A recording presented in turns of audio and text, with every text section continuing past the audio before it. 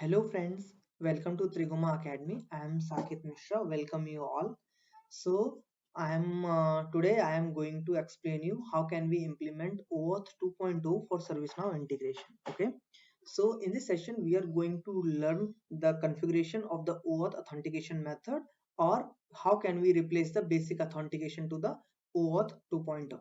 Okay. So if you still not subscribe my channel, kindly subscribe my channel and share with your colleagues who wants to learn the ServiceNow. Okay.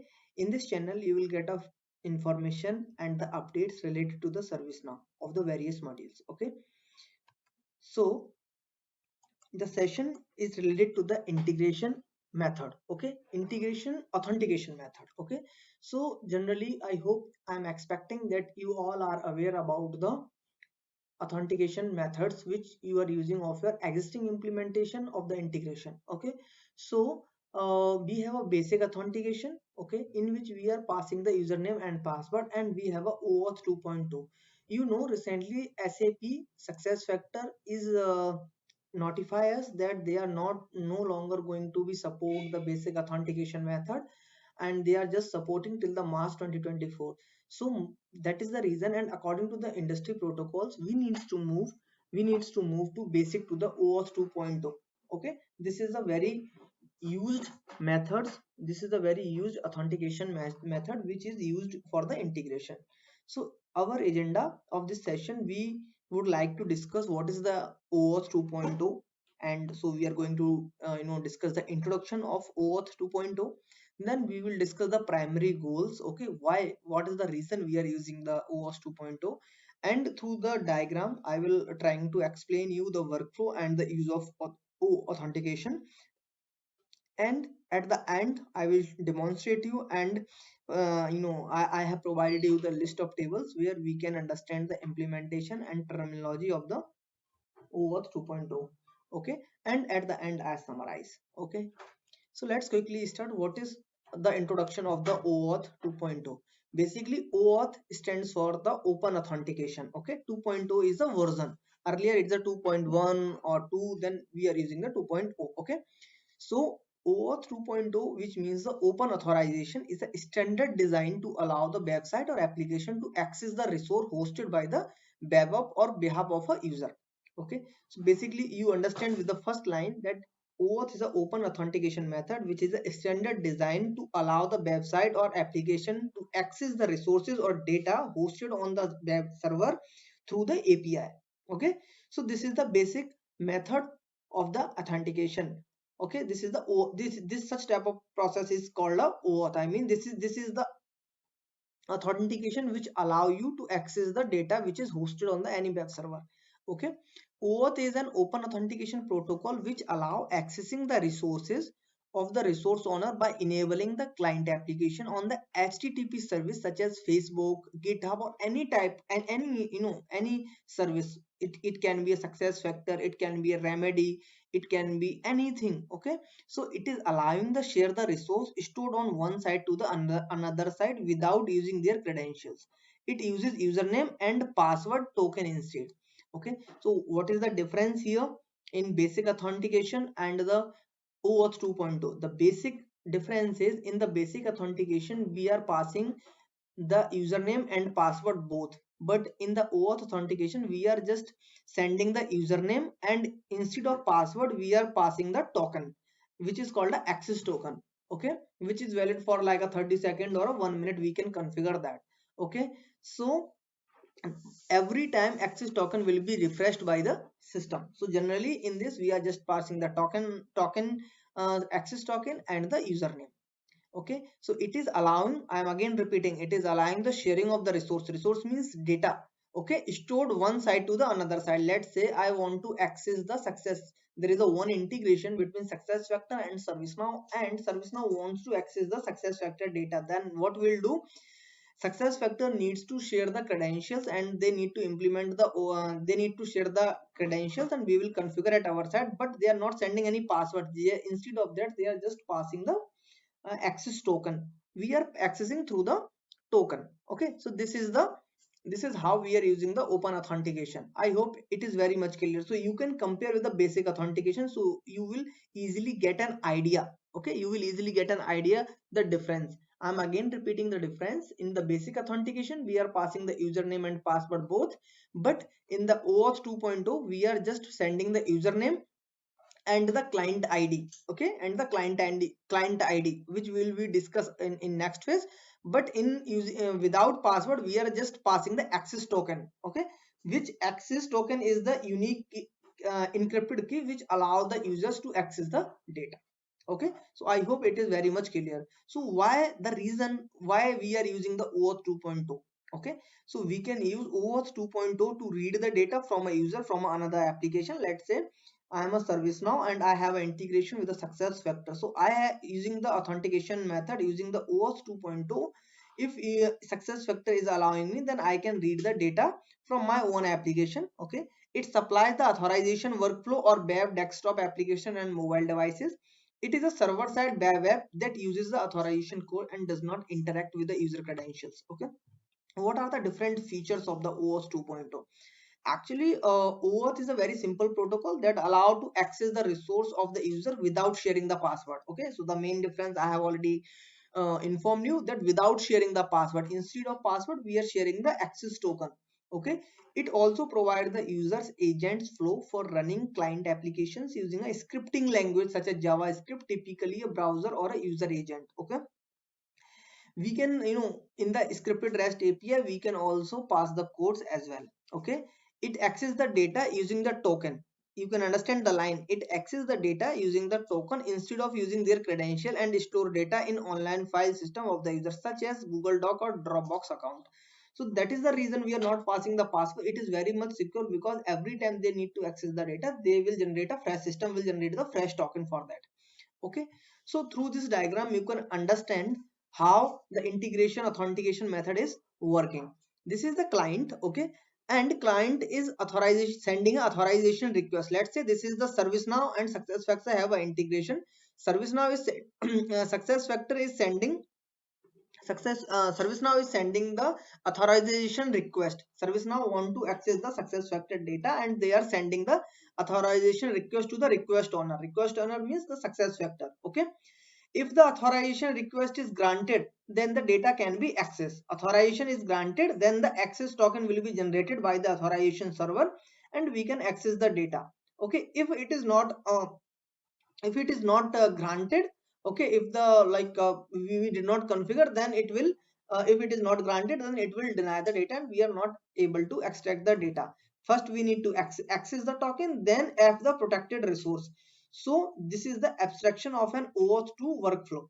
Okay, now we understand what are the steps, general the basic terms we are using. First, the client request the authorization from resource server. Okay, let I am a service now, I am requesting to SuccessFactors to grant the access. Second, the resource owner will grant or deny the access to the client of their resource. Resource owner means the SuccessFactors owner is allow or deny. It's totally depending upon the action. If the client asks to an access token access from an authorization, server of the authorization has been granted the step B. Okay, and then what will happen? Then the authorization server will issue a access token, and if the client has been authorized by the resource, then obviously, the resource owner it is able to access to data. And if client make a request for the resource or the resource server, the token will be sent to the resource server in the request header, and the resource server will return the resource if the access token is valid. If the token is valid, then obviously it will allow the users to read or access the data as per the permission. So this is the overall steps we are generally in a backend execution engine is following. Now how the resource owner and user agents and clients are interacting to each other. Okay, this is the code grant level access. Okay, so client identifier and redirect the URL. Okay, and the user needs to authenticate and the authorization code. After that, authorization code and redirection URL will be sent to the authorization server. At the end, access token with the optional refresh token. Every time, the access token is refreshed every 30 seconds or 1 minute, as we can configure during the configuration of the OAuth. Okay, so in the next step, you can see the authorization request plus code verifier and the code challenge. If the authorization is granted, then obviously he can access, or if it is not accessed, then the endpoint is not hit. Okay, this is the PKCE workflow.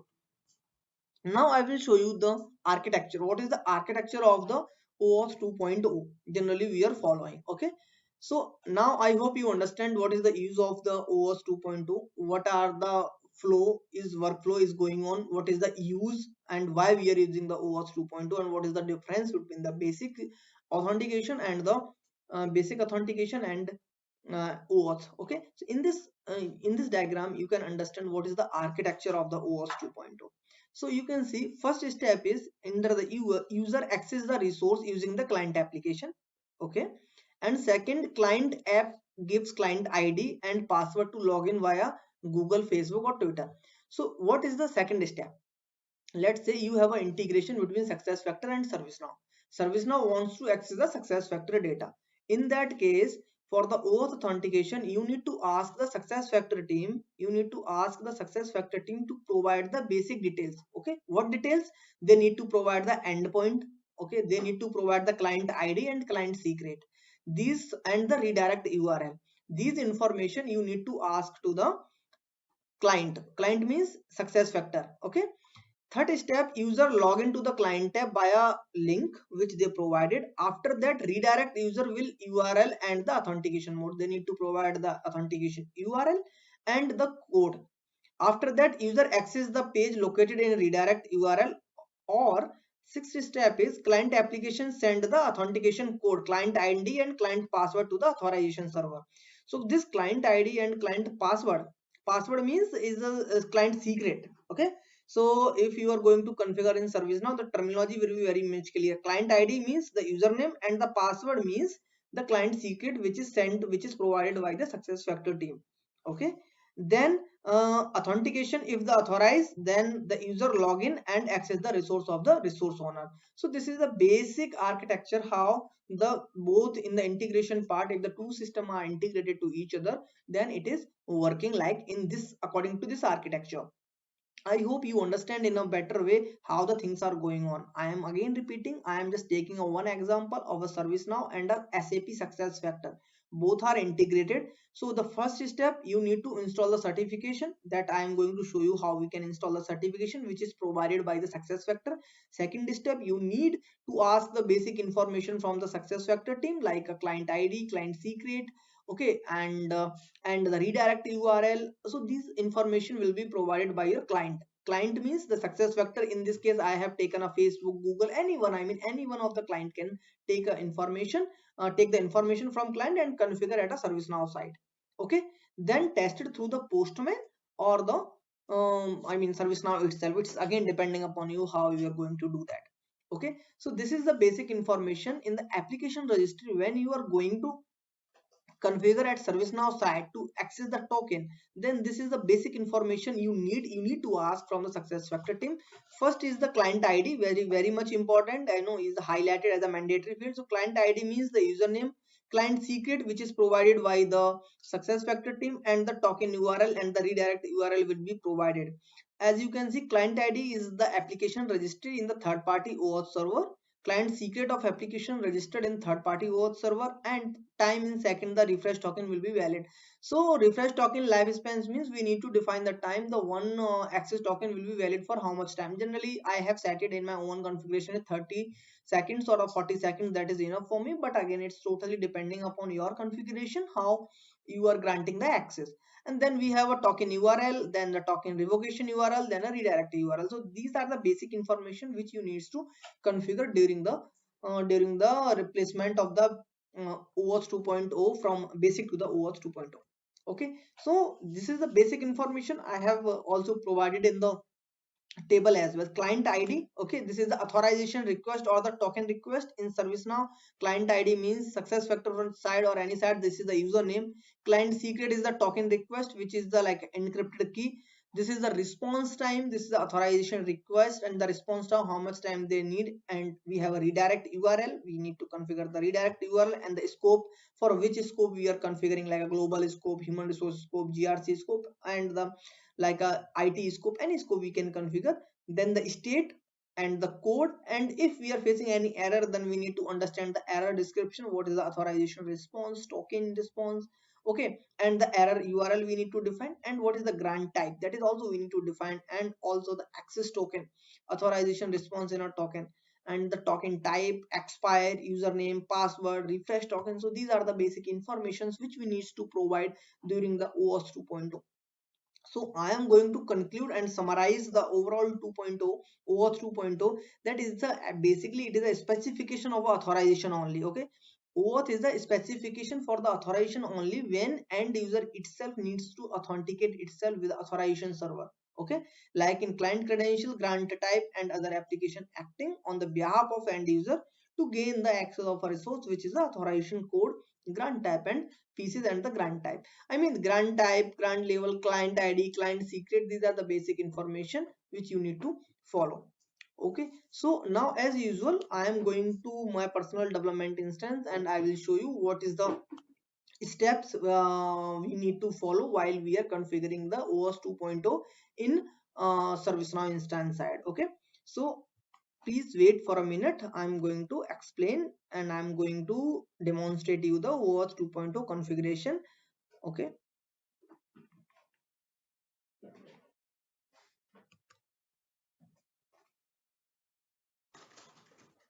Dear audience, this is my personal development instance. In this, I am going to demonstrate you how we can how we can configure the OAuth for our integration.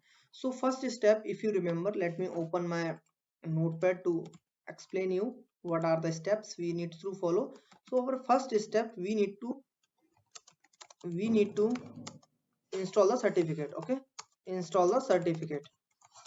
Okay, so for the step one we need to install the certificate. Okay, so we need to search the certificate in the left side navigator bar, and under the system definition we have a certificates, we need to click here.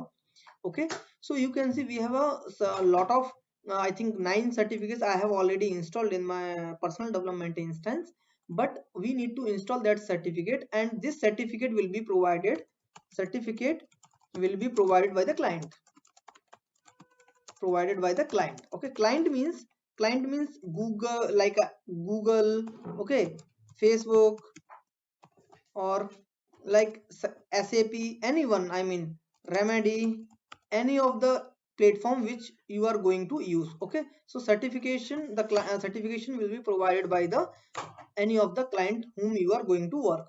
Okay, so this is the basic thing.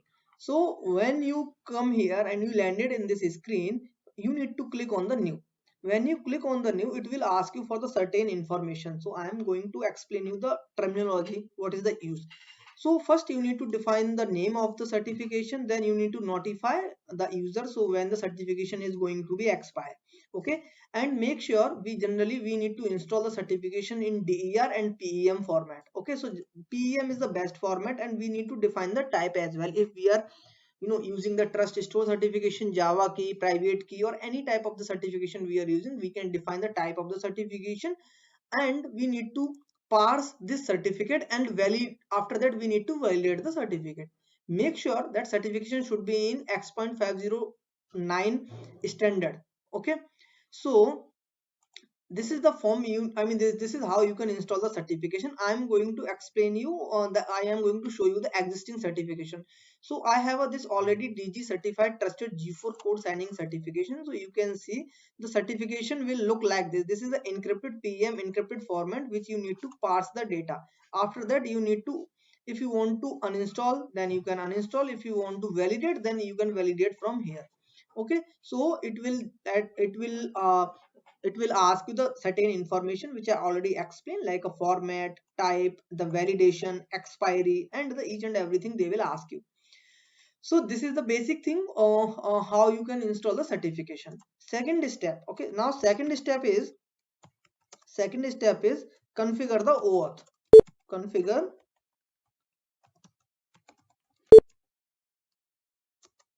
configure the OAuth 2.0. Okay, so how we can configure, we need to register, we need to search the OAuth here, and when you in the left side navigation bar, when you search the OAuth, it will ask you the information, like in the system OAuth information, there are the 4 tabs will be open, like application registry, JWT provider, JWT key. I'm not going to explain what is JWT provider and key. I'm just going to show you how we are configuring. Okay, so you need to click on the application registry. In the application registry, already you can see the 14 already application registry are available here. So you need to click on the new. Okay, when you are going to configure a new authentication, new OAuth authentication, it will ask you what kind of OAuth authentication application you want to do. So like a first is a create an OAuth API endpoint for external client. For the providers, okay, connect to a third party OAuth provider, connect to a OAuth provider simplified. Okay, let's say we need to provide our session ID and token ID, then we need to click here and need to provide it. But currently I am taking an example of the success factor and Google or is Facebook to the ServiceNow. So how can we do it? We are connecting to a third party, I mean we are going to access the third party application data. So when we click here, it will open the same page which I have shown you in the during the presentation, and it will ask you the basic information. Okay, it will ask you the client ID, client secret, OAuth API script if you are using any scripting for that, and you can use the refresh token lifespan. Okay, and the token URL. So which fields are shown as a red star, that means these are the mandatory field which you need to configure during the configuration. So the client ID and client secret will be provided by your client. Okay, like Google or ServiceNow needs to Google and Facebook or SuccessFactor or any client or like a SAP or Remedy, any of our client which you are going to configure this, they need to provide the client ID and client secret. So in ServiceNow you can consider client ID is equal to the username, and client secret is the encrypted key. Okay, so when you are going to configure, you need to make sure, do not confuse with the terminology. Client ID is equal to the username which user is going to access, okay, which is the which web service user is going to access the data, and client secret is the access token which your client will provide it to configure here. Once you configure here, you need to define the token URL after the authentication where it will route. Okay, so this is the authentication URL you need to token URL need to provide, and this is the redirect URL you need to configure. After it is a mutual authentication, so you need to check here. And once you register the entry, OAuth entity profile is automatically created here. Okay, and it will attach to the step. So it is submitted like this. Once you are ready, once you registered as a authentication, then you need to register a profile. Okay, this profile entity this entity profile is already visible to you. Okay, I mean this automatically attached to the this automatically will attach to the platform when you are going to create. I'm again going to show you in the application registry. I'm opening any external client. Let's say I'm opening the ServiceNow agent to show you how the exactly the configuration is going on. Okay, so it will help you, I mean, to understand what are the basic parameters you need to configure. You see the client ID, this is the client secret, this is the time span we are following, and here is authentication scope. Okay, so this is how the form is looks. Okay, so I hope you understand what are the things we need to configure. After that, once you configure the application registry and your OAuth profile is ready, then you need to go to the integration. Okay, you need to go to the integration. Okay, in the integration part, let's say in the HR integration, I'm showing you, you need to go to the sources, or let's say I'm just taking the one example. Okay, so I am changing here.